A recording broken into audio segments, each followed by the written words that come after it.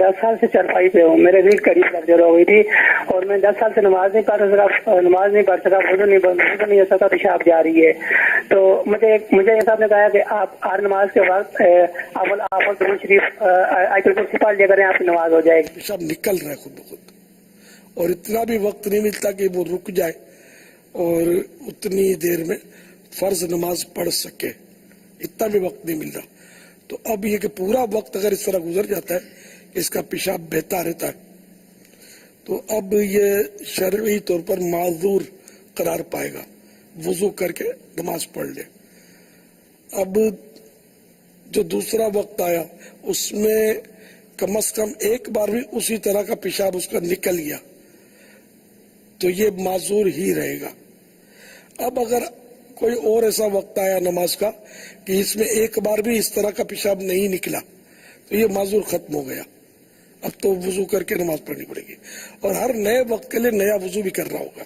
ये भी ज़हन में रहे कि एक वक्त में माजूर का आपने वुजू किया और एक बार तो नमाज पढ़ ली, अब दूसरा वक्त आया और उसमें माजूर ही रहे कि एक बार तो वो पेशाब निकल ही गया। तो अब ये कि दूसरी नमाज, इस नमाज के लिए आपको वुजू तो करना होगा।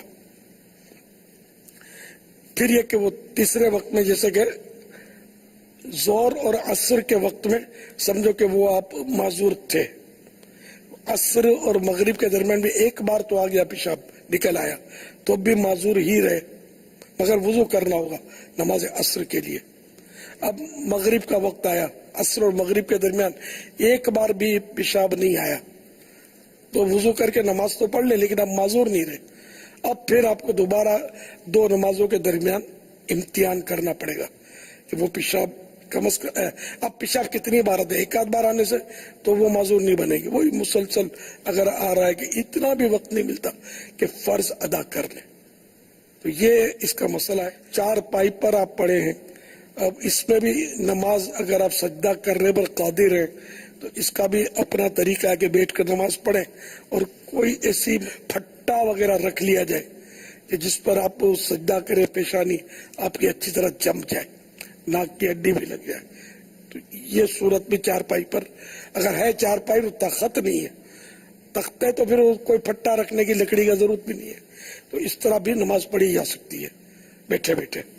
जबकि आप खड़े होने पर कुदरत ही नहीं रखते, खड़े नहीं हो सकते, तो अगर सजदा भी नहीं कर सकते तब तो फट्टा रखने की जरूरत भी नहीं है कि यानी सजदे के लिए आप झुकते हैं, आपको बहुत दर्द होता है, तकलीफ होती है या झुका नहीं जाता, ऐसी कोई सूरत है तो फिर ये इशारों से, तो रुकू में कम झुकना है, सजदे में इससे ज्यादा झुकना है, ये फर्क लाजिम है, वरना तो नमाज नहीं होगी।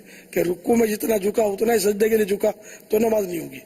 तो बोले जैसे रुकू में इतना झुक गया, सर का इशारा ही कर रहा है, झुकना भी नहीं, सर का इशारा कर रहा है, ये रुकू, अब सजदे में थोड़ा यूं हो गया सर, तो ये सजदा हो गया। तो इस तरह भी नमाज पढ़ी जा सकती है। कुर्सी पर नमाज के जो मसाइल है तो वो आपको भी लागू पड़ेंगे, या ये भी हो सकता है कोई उठाकर आपको कुर्सी पर बिठा दे, ऐसा भी तो होता है, मरीज को उठाकर रखते हैं, लिटाते हैं बाजू का, वो दुरूद शरीफ और आयतुल कुर्सी पढ़ने से ये सब माफ हो जाएगा, और ऐसा कुछ भी नहीं है। नमाज तो पढ़नी ही पढ़नी है।